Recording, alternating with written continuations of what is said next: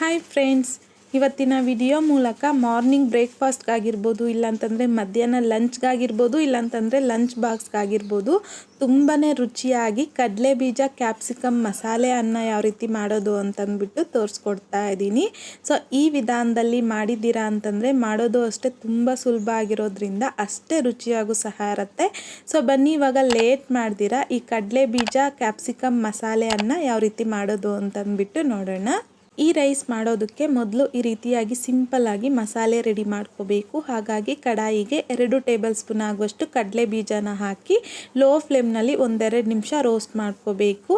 ಕಡಲೆ ಬೀಜ 1-2 ನಿಮಿಷ ರೋಸ್ಟ್ ಮಾಡ್ಕೊಂಡಿದ್ದಾದಮೇಲೆ ಒಂದು ಅರ್ಧ ಟೀ ಸ್ಪೂನ್ ಕಡಲೆಬೇಳೆ, ಅರ್ಧ ಟೀ ಸ್ಪೂನ್ ಉದ್ದಿನಬೇಳೆ, 1/4 ಟೀ ಸ್ಪೂನ್ ಆಗುವಷ್ಟು ಕರಿಮೆಣಸು, ಅರ್ಧ ಟೀ ಸ್ಪೂನ್ ಆಗುವಷ್ಟು ಜೀರಿಗೆ, 2-3 ಬ್ಯಾಡ್ಗೆ ಒಣಮೆಣಸಿನ್ಕಾಯಿನ ಮುರಿದ್ಬಿಟ್ಟು ಹಾಕ್ಕೊತಾ ಇದ್ದೀನಿ. 2 ಖಾರದ್ದು ಒಣಮೆಣಸಿನ್ಕಾಯಿ, ಕರಿಬೇವು, ಹಾಗೆಯೇ ಒಂದು ಅರ್ಧ ಟೀ ಸ್ಪೂನ್ ಆಗುವಷ್ಟು ಧನಿಯಾ ಕಾಳನ್ನು ಸಹ ಹಾಕ್ಕೊಂಡು ಮಿಕ್ಸ್ ಮಾಡ್ಕೊತ ಲೋ ಫ್ಲೇಮ್ನಲ್ಲಿ ಕಡಲೆಬೇಳೆ ಲೈಟ್ ಗೋಲ್ಡನ್ ಕಲರ್ ಬರೋವರೆಗೂ ಫ್ರೈ ಮಾಡ್ಕೊಂಡಿದ್ದಾದಮೇಲೆ ಫ್ಲೇಮ್ನ ಆಫ್ ಮಾಡಿಕೊಂಡು ಪೂರ್ತಿಯಾಗಿ ತಣ್ಣಗಾಗಿದ್ದಾದಮೇಲೆ ಮಿಕ್ಸಿ ಜಾರಲ್ಗೆ ಹಾಕಿ ಪುಡಿ ಮಾಡಿ ಪಕ್ಕಕ್ಕೆ ಇಟ್ಕೊಳ್ಳಿ.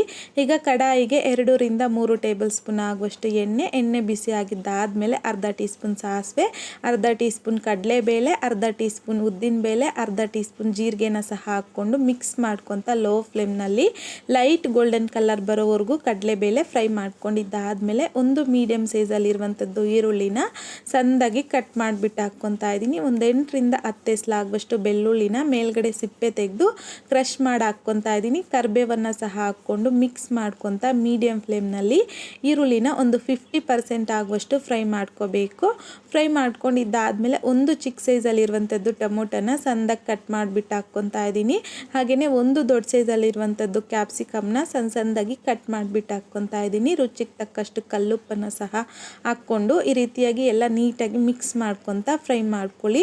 ಒನ್ಸ್ ಮಿಕ್ಸ್ ಮಾಡ್ಕೊಂಡಿದ್ದಾದಮೇಲೆ ಲಿಡ್ನ ಕ್ಲೋಸ್ ಮಾಡಿಕೊಂಡು ಲೋ ಟು ಮೀಡಿಯಮ್ ಫ್ಲೇಮ್ನಲ್ಲಿ ಒಂದು 3-4 ನಿಮಿಷ ಕ್ಯಾಪ್ಸಿಕಮ್ನ ಸಾಫ್ಟ್ ಆಗೋವರೆಗೂ ಫ್ರೈ ಮಾಡ್ಕೋಬೇಕು.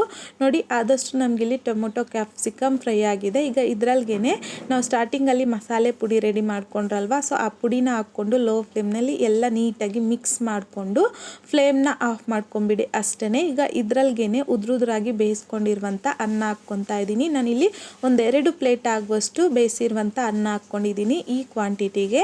ಹಾಗೆಯೇ ಸಣ್ಣದಾಗಿ ಕಟ್ ಮಾಡ್ಕೊಂಡಿರುವಂಥ ಕೊತ್ತಂಬರಿ ಸ್ವಲ್ಪ ಹಾಕ್ಕೊಂಡು ಈ ರೈಸ್ನ ಎಲ್ಲ ಈ ರೀತಿ ನೀಟಾಗಿ ಮಸಾಲೆ ಅಬ್ಸರ್ವ್ ಮಾಡ್ಕೊಳ್ಳೋವರೆಗೂ ರೈಸ್ಗೆ ಮಿಕ್ಸ್ ಮಾಡಿಕೊಂಡ್ರೆ ಸಾಕು. ಈಗ ನೋಡಿ, ಎಲ್ಲ ನೀಟಾಗಿ ಮಿಕ್ಸ್ ಮಾಡ್ಕೊಂಡಿದ್ದಾಗಿದೆ. ತುಂಬಾ ರುಚಿಯಾಗಿರುವಂತಹ ತುಂಬಾ ಸಿಂಪಲ್ ಆಗಿ ಕಡಲೆ ಬೀಜ ಕ್ಯಾಪ್ಸಿಕಮ್ ಮಸಾಲೆ ರೈಸ್ ರೆಡಿಯಾಗೋಗಿದೆ ಅಷ್ಟೇ.